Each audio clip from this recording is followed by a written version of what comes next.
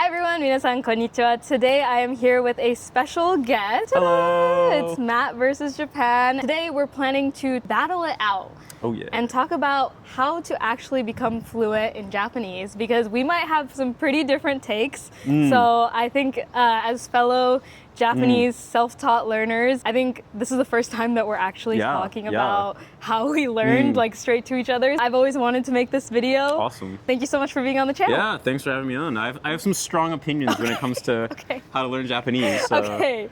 I mean, as a viewer of yours for years and years before I started my YouTube, it is kind of insane to be in this chair and like share these opinions. I have my own opinions as well. Okay, so let's go. Let's battle it out. Yeah, let's jump right in. Sweet. First of all, how did you first learn Japanese? So I started learning Japanese when I was in high school. I spent the first 2 years doing pretty normal stuff. They had Japanese classes at my high school, so I took those.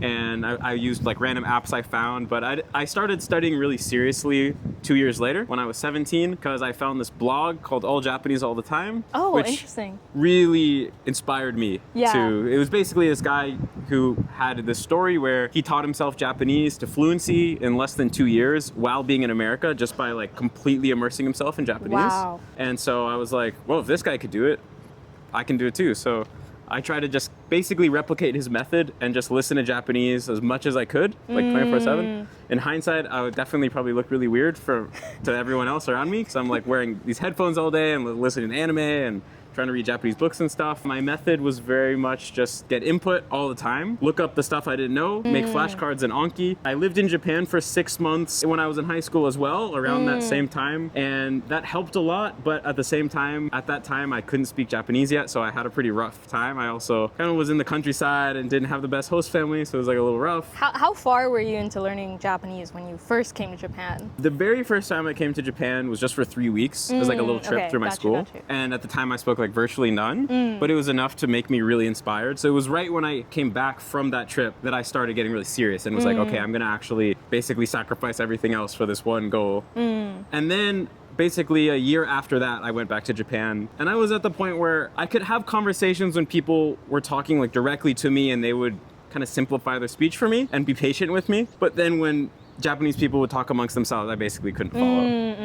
And so it was still really rough. I learned a lot in the second 6-month period I was studying abroad, but when I came back, I was in this awkward position where, you know, people that haven't really studied a language sometimes don't realize how long it takes. So a lot of people were like, oh, you lived in Japan, so you must be fluent in Japanese. I'd be like, I mean, I kind of still suck, to be honest. It was kind of rough in that sense, so I was like, well, let me just keep going. I had made enough progress, so I was like, I'm not there yet, but if I just keep it up, I can see the end in sight. It was still like pretty far away, but I was like, I can see that what it takes. It's basically time spent with the language. I just kept listening to Japanese all day, reading Japanese books all day, and making flashcards. And then by the time I'd been doing this for like, 3, 4, 5 years, I was really at the point I could say I was solidly fluent in Japanese. How long have you been studying Japanese total? Well, now it's been like 17 years or something. Whoa, but that's wild. It's kind of weird to say like study Japanese because I get it. I'm just kind of living my life here, and I probably still get better over time, but it's not direct studying, like Yeah, I don't really feel like I'm significantly better at Japanese than I was 4 years ago, 5 years ago. You know, the better you get, the more that there's kind of diminishing returns. So you have to work really hard to make smaller and smaller gains, but at the same time my Japanese is pretty good now, so I'm not like really hurting or anything. Yeah, that's awesome. Wow. And then have you ever taken the JLPT as well? Actually, I took the JLPT for the first time in December. I was always kind of anti JLPT just because I didn't like how, like, I think the JLPT is important if you want to get a job here, you want to get a visa, but people put too much weight on it, I feel like, because if your goal is just to get fluent in Japanese, my opinion is that the JLPT is not really good roadmap. It's focused on business Japanese, and it leads a lot of people astray. So I was always kind of anti-JLPT until I needed a visa. And then I was like, okay, let me actually take it. So I took it in December. Oh, nice. Which one did you take? The N1. Oh, yeah. And it was, actually, it's kind of funny because I think what I've heard a lot of people say is that they struggle the most on the reading section. I found the reading section the easiest part, and the listening part was the hardest, just because I was so bored I couldn't, like, I kept zoning out and like thinking about other things. And then like before I knew it, they were like on to the next question. But yeah, it was overall, my opinion has always been that if you get fluent in Japanese, reading and writing, you'll be able to pass the tests. Like you don't have to study for the tests. And that was my experience. I totally agree. I think my route to learning Japanese was partially similar, but I think some of the sources that I started with were kind of different. For me, I think anime and manga kind of got me into Japanese, and I started learning when I was 13. And then I started off with two things, Human Japanese and Japanese Pod 101. I think I had Human Japanese on my iPod Touch back in the day. Me too. So yeah, I honestly started learning Japanese on my iPod Touch. I downloaded all the apps. I just started using all of them at the same time. Basically me too. Basically, yeah. It's bringing back memories. Nice. Because it was either that or Japanese Pod 101 or Tofugu at the time. So it was kind of a combination of web things and app things. It's so funny because I mean, you started a little earlier than me age-wise, but I'm a little older than you, so we were probably like probably the same. This was the iPod Touch generation. Yes. I think that generation was all about this type of learning. Yeah, Tofugu, he was the guy. He was the god. He was the goat. Like, oh my god. I literally just followed what Tofugu said, and I was like, okay, this is how I'm gonna learn Japanese, and I just kept studying it, and then I think around 2017 was when I did my first homestay for 2 weeks. And at that point, to be honest, I think I was at the level that's pretty close to where I am now. Oh, really? I think so that's how many years? That was about 4 years in. Cool. I feel like I was pretty conversational at the point of I could walk and go off by myself and do stuff and not have an issue. I think I was also using like Lang 8 at the time. I don't know if you've heard of that. I use Lang 8 too. Yeah, that's nostalgic. Yeah, Lang 8. I think it's gone now, right? It's gone. That's so sad. Hello Talk. Yeah. So after 2016, all my Japanese learning kind of just, I would input not as much, like slowly less and less, and then all my output would go towards Hello Talk and then making friends there, talking a bunch, and then studying Japanese. And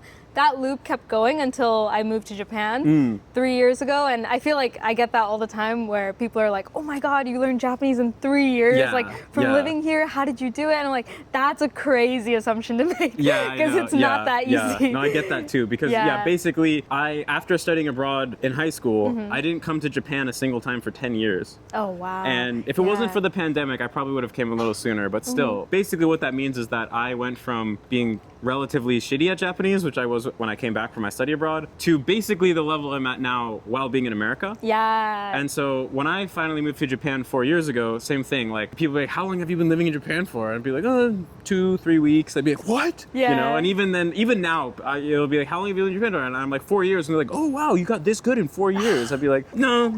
Like maybe 4 times that amount, but yeah. Man, no, I seriously get that. Yeah, I guess for me, it was a total of, 2013, so it's been like 13 years or so. Yeah, I mean, I feel like once you get to like 10 years plus, it doesn't. You don't count the years anymore. Like all that matters is your ability has to just speak for itself. Exactly. Like I remember when I had been studying for 4 or 5 years, I was like proud of that. I was like, I've only been studying for 5 years. I tell Japanese people that, and they'd ask me how long, and I would be proud. Now it's kind of like just listen, just judge me on my Japanese. Don't ask me how long. Don't ask me how long I've been working on it. No, I get that. I actually just say 7. It's a good sounding number. Yeah. To be honest, that's the real amount that I think I actually studied. Yeah, and that's a good point. That's a good point because, like I said, it's like I haven't been studying. Yeah. I just say like half my life now. Same. Someone made a funny point the other day, like someone who's like around the same age as me, Nick, my friend, Nick the singer, like he came here when he was 18, and so he was talking to somebody, I don't know how old he was, but someone told him like Nihongo Jozu, and he's like, I've been speaking Japanese longer than you, like.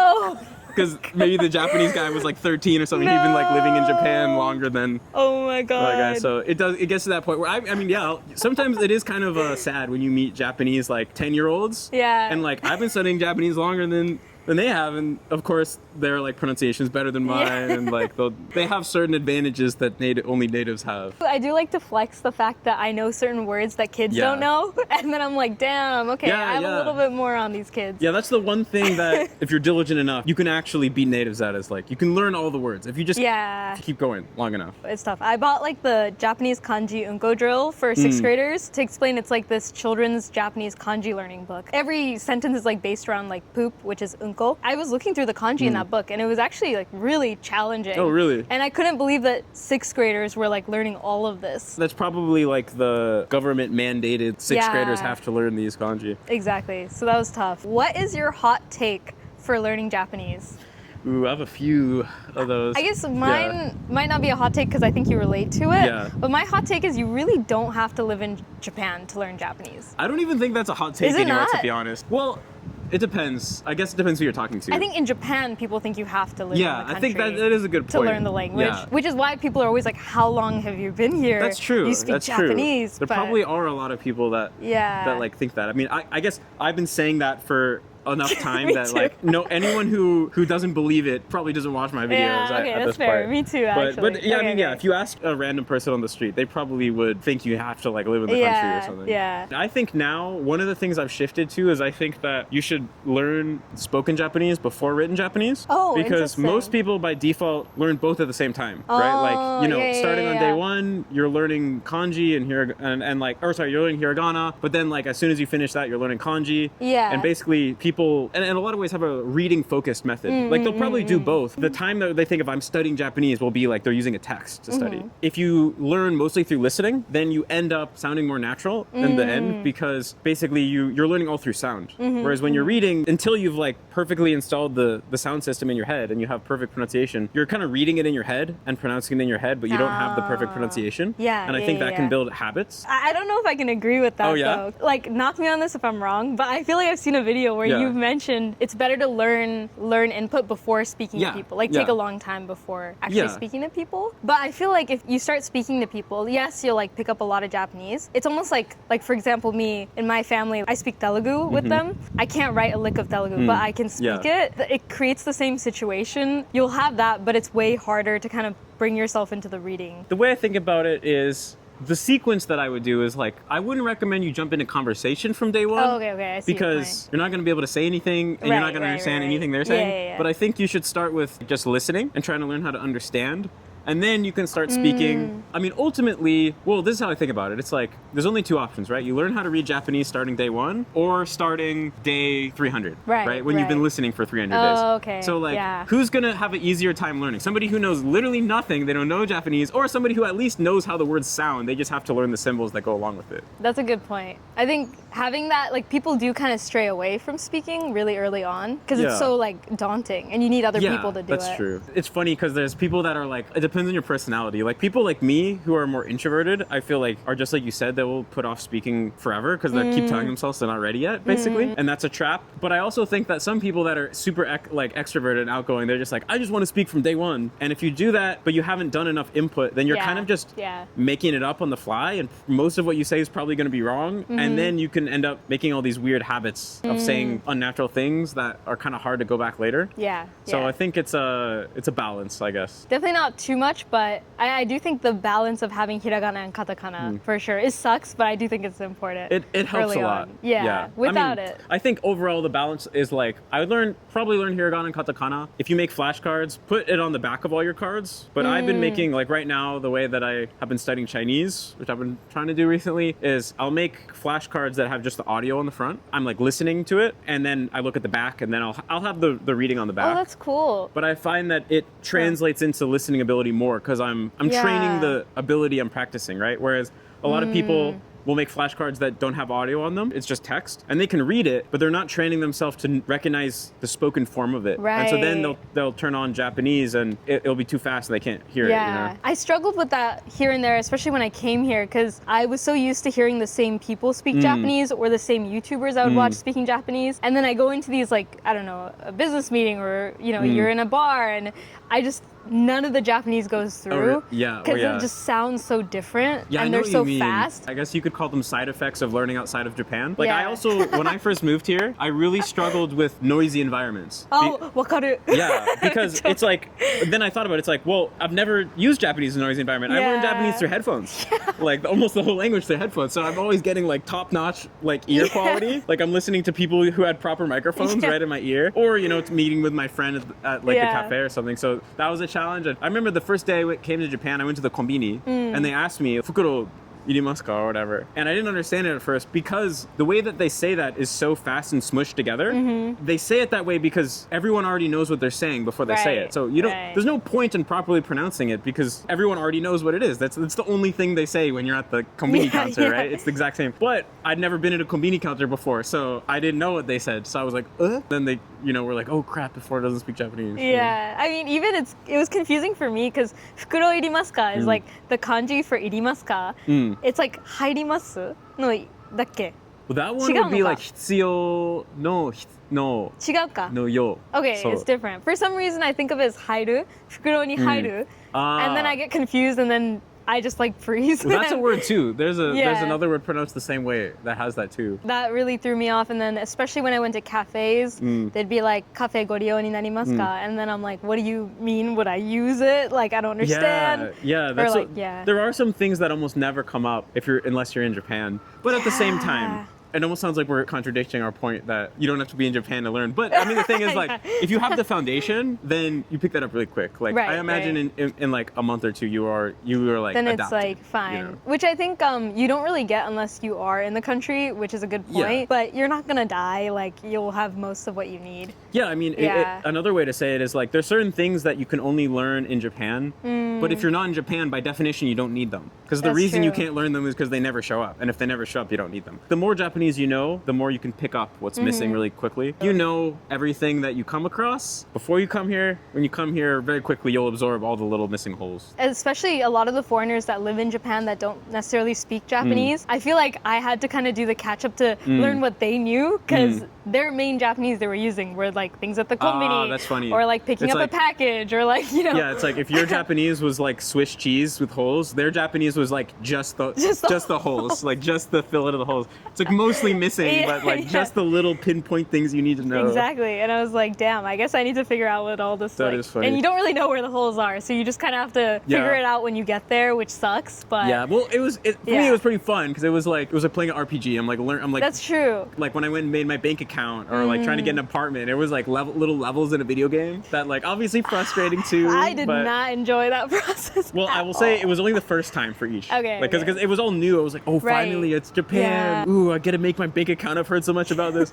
And then the second time I had to do that, or the second time I had to look for an apartment, all the bureaucracy is pretty terrible. But do you think learning Japanese and then coming to Japan, you started noticing more things because you spoke Japanese and you could understand a lot more of it? 100%. Like when I first moved here, I was studying abroad in Japan just for the visa. And so I was surrounded with other kids that were from different countries and didn't speak Japanese. And we would go out, they would have no idea what was going on. A lot of times they couldn't really even tell whether, like when we had an interaction with a Japanese person, we'd go both ways. Sometimes they're like, man, they seemed really pissed at us. And I was like, no, that was just normal. And then other times they're like, oh wow, that person was so nice. And I was like, really? I thought he was kind of a dick. Like, like, cause I get that. Without the language, you know, so it's so hard to tell what's going on, you know? Yeah. So I had a totally different experience. No, I agree. But at times it's also like, sometimes you just wish you didn't know necessarily, because then you're reading sometimes ignorance is bliss. Exactly. And I think Japanese is like one thing, and then on top of that is like reading the air, kuki o yomu. Yeah. And that has been like a huge thing that I've had to learn. Me too. After coming here. Yeah. Because I don't know about you, but I cannot read. Oh, I was terrible. I'm almost surprised to hear that you struggled with it. I struggle all the time. You seem like someone that would like pick it up really quickly. I think what I do is I just laugh. That's a good strategy. When I don't know, I just laugh. Or if it's something that's like borderline, I'm like, oh, I don't know if this is the right, you know, okay, just laugh, get through it, and then... Yeah, I mean, I found that, like, at least for me, I needed Japanese people that were, like, actual friends to kind of, like, give me the lowdown after the fact. And be like, that's true. Like the play-by-play, almost be like, so like earlier when those other people were there, this thing happened, it was kind of awkward, or like... You can't tell when it's actually awkward sometimes, I get that. Can't see what you can't see, right? Yeah. So it's like being colorblind, you know, and everyone sees the color, but you don't know, so you need someone to kind of point it out. But yeah, I found with feedback, you can learn it like everything else. Because I just think of it as like it's part of learning Japanese. Yeah. You know, where and that helps me keep my ego out of it, basically. Yeah, that's a good way to think about it, actually. My next question is, what is the real reason you think that you are able to speak Japanese? I think the real reason was that I was just totally obsessed with it. Like that's kind of the the meta reason rather than there's like the techniques as well.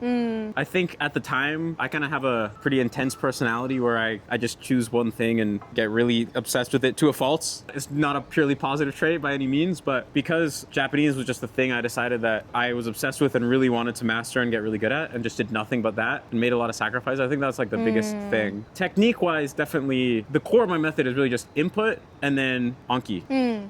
And I think it's really that simple in a way, like especially once you're beyond the basics.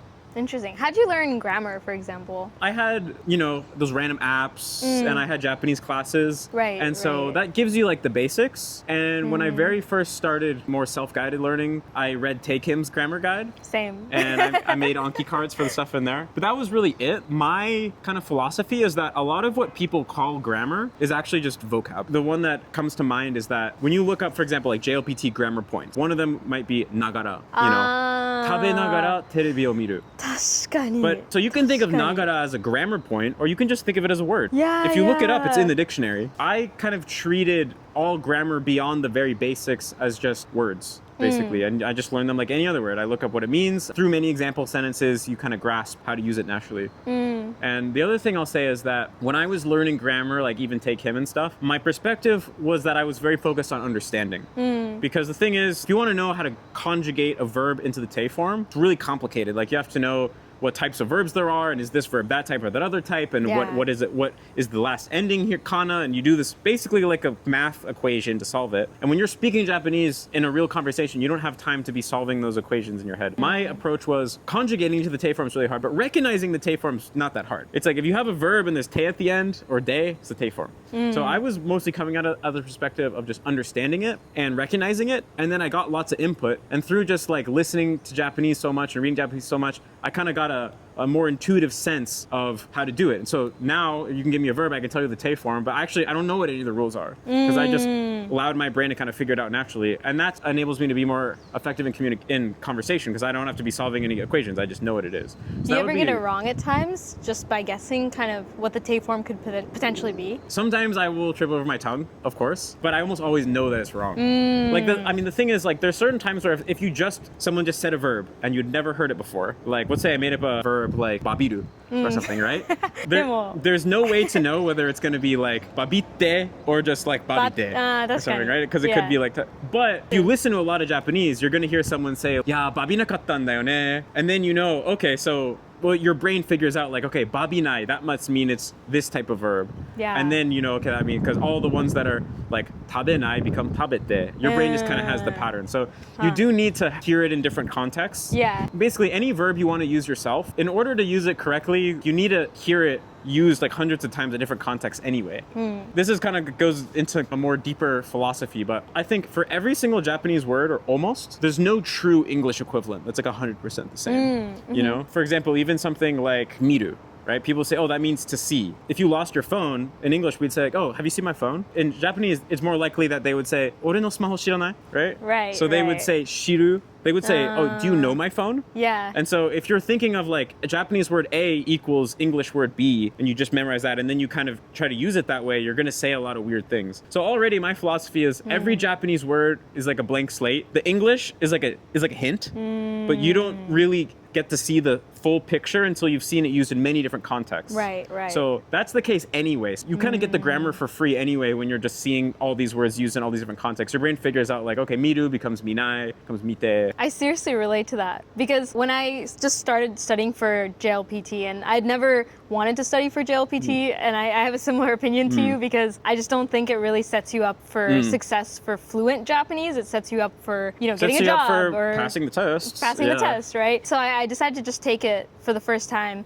And when I bought one of the books for it, and I only bought grammar because I knew that was probably my weakest area. And I was looking through everything, and I was like, these are all like vocab, you know, and I realized I was studying based on what I saw and what I was hearing. And I agree. I think a lot of my Japanese just came from pattern recognizing. Yeah. So I never really looked at how to study Japanese in the sense of like, I knew roughly that there were conjugations and they come out in different ways and they look really different, but it was a result of hearing other people and being like, oh, okay, they used it like this. That means I should use it like this. And I think it sets you up better for actually understanding Japanese at a deeper level, because there's just some words that, you know, people close to me, they say it and it has like so much more meaning than it does like just, you know, sometimes even I use certain words that have much deeper meaning without actually realizing it. And they're like, it sounded like you were upset or something. And I was like, no, not really. It's just, that was just the word I used, you know, like knowing that just takes a lot of time and pattern recognizing. So I think it's better to be out and about learning and getting as much information as possible,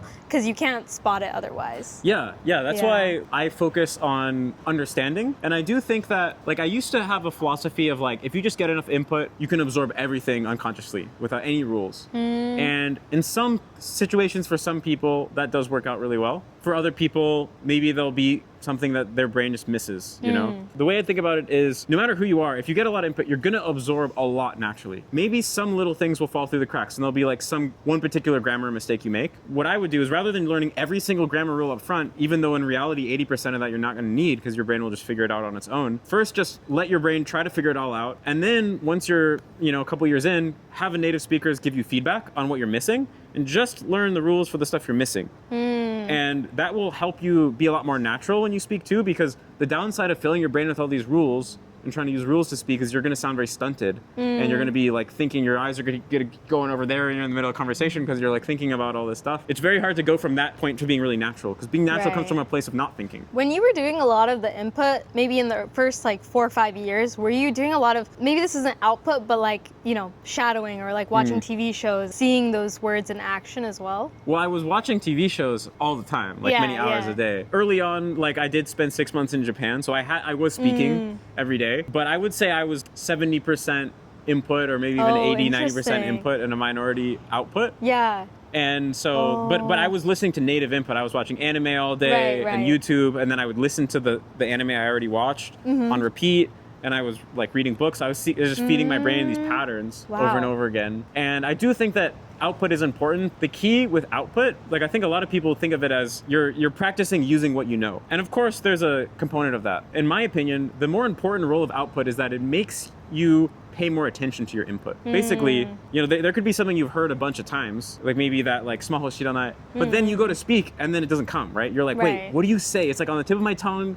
I know I've heard Japanese people, there's some expression I've heard, but what is it? And you can't think of it. And then you go back to input and you listen to Japanese and watch shows, and then someone will say it and you'll be like, oh, that's it. That was the thing I wanted to say. And then next time you'll remember it. And so it helps you basically become aware of the holes in your knowledge, so that then you pay more attention. And also I think it's like if you never speak Japanese, you just get input. Part of your brain is like, oh, I don't need this to speak. It's similar to people who are like heritage speakers of a language, where maybe they grew, you know, like Chinese Americans might grow up hearing Mandarin every day from their parents, but they lose the ability to speak it because their brain is just like, well, I don't need to. My parents understand English. You have to kind of force yourself to speak at least a little bit, so your brain is like, oh, I actually have to, this isn't just a spectator sport, like I need to actually participate in this thing. And then I think it kind of turns your brain on even more when you're getting input and you absorb it more. It's like a real life mnemonic in a sense, because I think mnemonics are just like talked about in the sense of like grammar or learning kanji, but I feel like everything about learning a language is a mnemonic, and it's reinforcing your ability to learn anything to begin with, and like that repetition mixed with it is just like how you actually end up being able to speak it versus being someone who just studies it and not actually is able to use it, because you see people who study it a lot too and they're not able to speak, and I think that's kind of where it comes down to. Emotion is the best mnemonic, right? It's like anything that you experienced with intense emotions, positive or negative, are going to burn those memories in. You're naturally going to have a lot more emotion when it's actually happening to you rather than you just watching it happen to other people on a screen. Right, that's true. We can do our best in the first couple of years with, you know, TV shows and stuff like that. But, I mean, that can get you very far, but to be fair. I did feel like really significantly around the 5-year mark of studying Japanese, like I just had this really clear knowledge that if I didn't go to Japan or if I didn't do something concrete with my Japanese, I would lose it. I don't know why I had this like crazy fear, but that's why I like begged my parents to let me like go experience Japan. I do think if I didn't do that, I would lose a sense of understanding and interest as well, because it was just like I was the same where I was just fueled by passion, and that's all that I kind of had. So I also made a lot of sacrifices in that sense where I didn't know what was going on in America at the time in terms of like pop culture Honestly, or anything. Still don't, oh really? I guess I kind of came to Japan and then I started really enjoying American culture cool. as well. Cool. But I should do that. But I think that was more of like a direct kind of result. But at the time I was like, why was I born in this like town? Why do I have to be here? All that kind of stuff. I felt that too. There was definitely a lot to learn from that experience as well. I don't think I'd be as passionate about Japanese if I just like, I don't know, grew up here or something. Yeah, for sure. It is kind of cool because it's hard to feel that way about something you've grown up with your whole life, right? Like I don't feel that way about English. I don't think that English is any inherently less beautiful or less interesting than Japanese. The act of growing up in a completely different environment and then discovering something and experiencing it as foreign, it completely defines the experience. And now it's cool because I make a lot of videos in Japanese. I mean, mostly on other people's channels, but I've been appearing on a lot of Japanese channels and kind of sharing that perspective. And Japanese people seem to really appreciate that perspective because again, they can't really have it themselves fully, right? So hearing me be like, this is why Japanese seems so interesting to me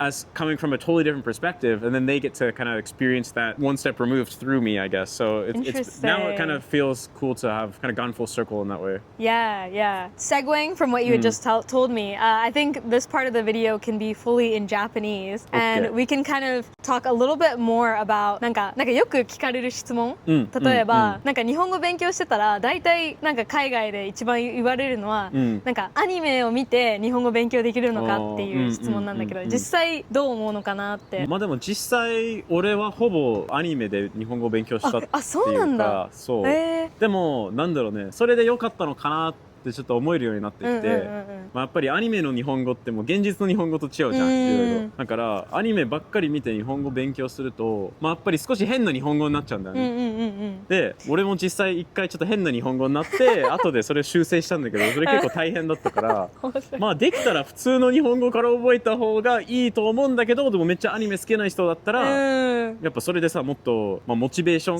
保てるじゃん。だからまあ人それぞれなのかなって感じかな。面白いな。私でもそんなに、アニメを見てなんかちょっとなんかこれを覚えたから出てきたとかなんかそういうつながりはあったけど、でもどっちかというとなんかドラマを見ないと多分なんか正しい日本語が入ってこないんじゃないかなって心配してたけど、ドラマでもね、って違うよね。だいぶ不自然だけどね。だいぶ不自然だからそれ分かんなくて、なんか一方でなんか自分がどうなったかっていうと、なんかハロートークとか使ってなんかいろんな友達とか作ってたから、関西弁とか博多弁とかそれにすごい興味を持ってて、なんかめっちゃ覚えようとしたり、友達も関西弁だったから、もうそれしか入ってこないし、めっちゃ標準語じゃん。そうだから直したあ、そうなんだ。そう一時期なんか全部混ざっちゃっていろんな表現がで、そのせいでなんかその初めて日本人の人アメリカで会った時にこう話すけど、どこかの田舎から来たみたいな日本語を話してるって言われて、それで改めてちょっとなんか相当不自然な日本語になっちゃったなと思って直した。まあそんななんかいろんななんか福岡とかねいろいろ入ってたらそうかもね。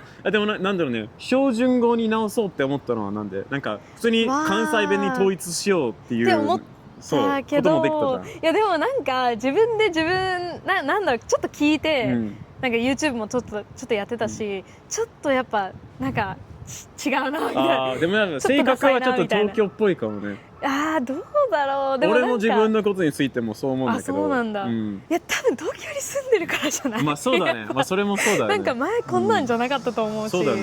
でも俺も日本来た時最初の1年間大阪に住んでたんだけど。でどうなったのじゃあ。やっぱまあ1回は大阪弁かっこいいし、ちょっと大阪弁頑張ろうと思ったんだけど、でもやっぱちょっと違和感あったんだよねずっと。1回俺もう日本来る前からずっと標準語喋ってたから。なんか東京の人がさ変な関西弁喋ったらもうエセって言われるじゃん。そうそう。だから、まあ、俺外国人だから多分別に日本人は誰もそう思わないんだけど、それでもなんか自分がエセだって気がしちゃって、そう、わかる。なんか悪いことしてるっていうかもうダサいみたいな。そう、ダサいって思っちゃった自分のこと。そう。いや、本当になんかダサいかもって思い始めてやめようと思ったけど、でもちょっと悔しかった。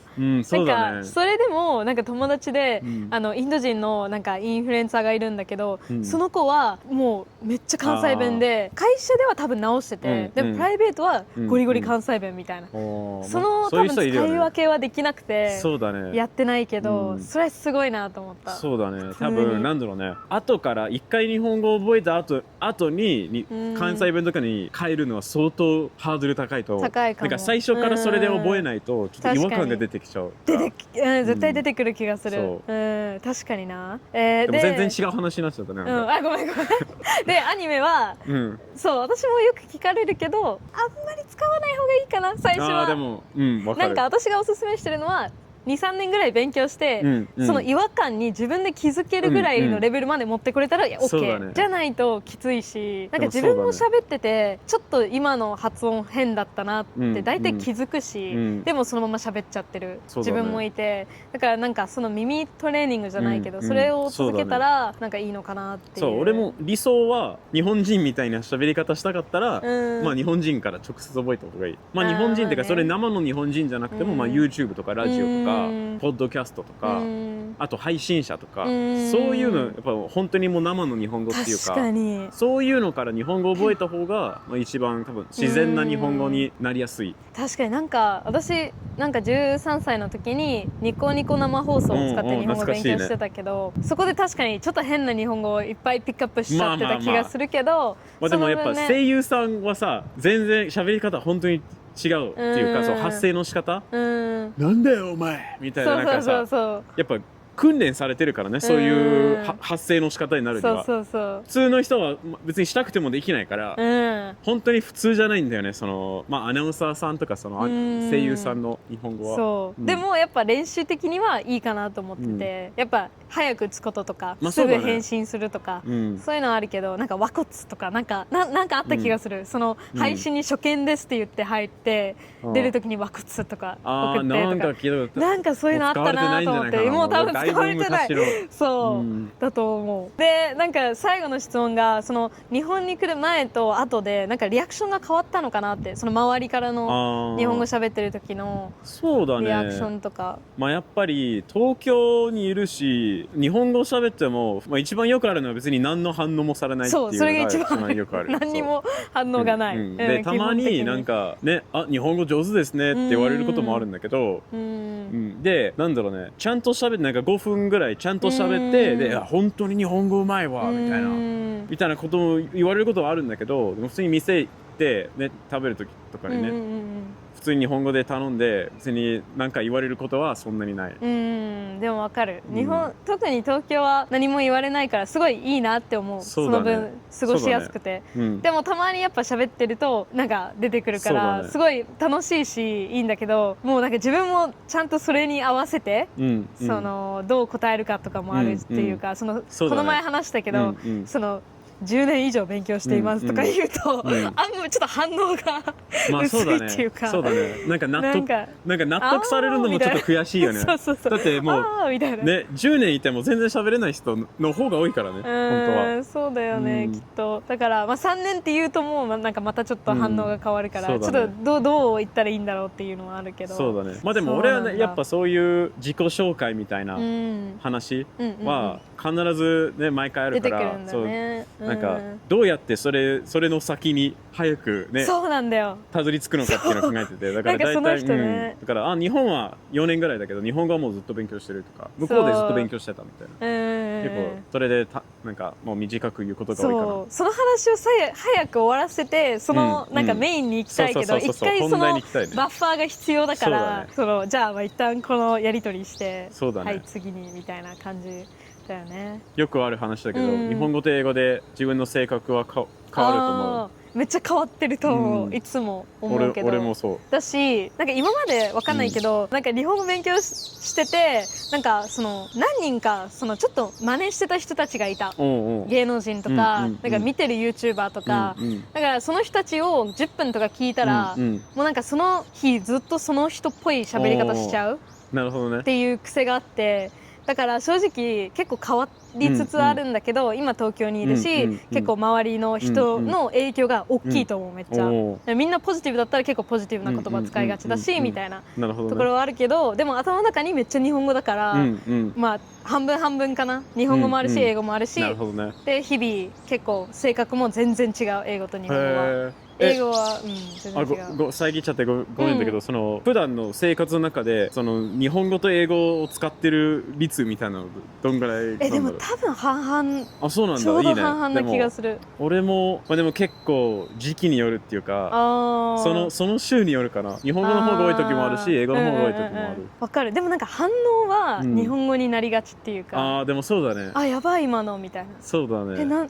何それみたいな。そうだね。両方混ぜて喋ることめっちゃ多い。めっちゃわかる。だって周りになんか英語、他のなんか外国人同士とかだと別に大体お互い英語なんだけど、向こうは日本語も分かることが多いから英語がメインだけどちょこちょこ日本語入れるみたいな。わかるわかる。なんかそうなっちゃう。そうだね。やっぱそれは結局その日本語もなんかこう日本語でしか表現できない言葉があるから、ピンポイントに伝えたい時はもうそれ使うみたいな感じは多いかな。でも性格に関してはどういう風に違う？英語と日本語。でも英語はなんかもうちょっとなんかラフな感じって言われて、その彼氏にはめっちゃそこまで可愛くないって言われて、結構もう I don't really hold back and I'm very like direct だから結構それが日本語に移れないからなるほどね。その日本語はもうちょっと柔らかくてなんか多分周りを気使ってちょっとこう変えてるからその話し方を。でも面白いね。俺も結構同じかも。そうなんだ。そう、俺も英語の方が多分強くて、でも言語的にはそもそも英語ってそんな感じだと思う。そうもともとだから俺もなんか日本語喋ってると優しいとかなんか柔らかいみたいなあと可愛いってよく言われるんだけど、そうなんだ。同じ。なんか日本人からなんか最近たまに日本人が俺の英語の動画にコメントしてくれるようになってきたんだけど、なんかもっと英語だとなんかもっとかっこいいねみたいななんかもっと強いねみたいな強い感じになっちゃうんだ。だから多分日本語はまあ全然強くないと思う。多分いやそうなんだよね。でなんかさこれめっちゃ脱線なんだけど、例えばその人の喋り方って特に日本語だとなんか変わるじゃん、その年につれて。そうだね。だから周りのもうちょっとなんか40代とか50代の「やだ」みたいな「何それ」みたいな、なんかそういう喋り方にもしかしてなっていくんじゃないかなってちょっと思ってる。なるほどね。確かにだんだんそうだね。自然とそうなっていくんじゃない？そうだから囲まれてるし面白いなと思って。確かに日本語は特に年相応の喋り方大事だよね。そう大事だし、なんかそのおばさんになってちょっと女子高生みたいな喋り方してたらちょっとやばいもんね。ギャルみたいな喋り方したらね、まあそれもいいかもしれないけど、まあそうね。そうだから結局勉強はそんなにやってなくても、やっぱりその全体の日本語の雰囲気が多分常に変わる。確かに英語はそんな変わんないけど、確かにね。それはそれであるかもね。なんかその英語の方がこっちにいるから止まっちゃって、年取ってもちょっと若い人の英語のままみたいな。ありそうありそう。あるのかな。確かにそれマジでありそう。そうだね。スラングとかいっぱい出てくるもんね。俺よくたまになんか家族とかなんか弟とか話して向こうが俺も聞いたことないスラングとかを使ってくるから確かにわかる、ついていけないもん。そうだね、面白いね。めっちゃ日本語うまいね。いやめっちゃ俺が言うことじゃないけど、いや私も思った。そうめっちゃ日本人と話してるみたい。いや本当にねすごいね。いやっていう感じで、はい。Thank you guys so much for watching and thank you Matt for being on my channel. It was a blast. I hope we can collab again in the future. Thank you guys and I'll see you guys in the next video. Bye.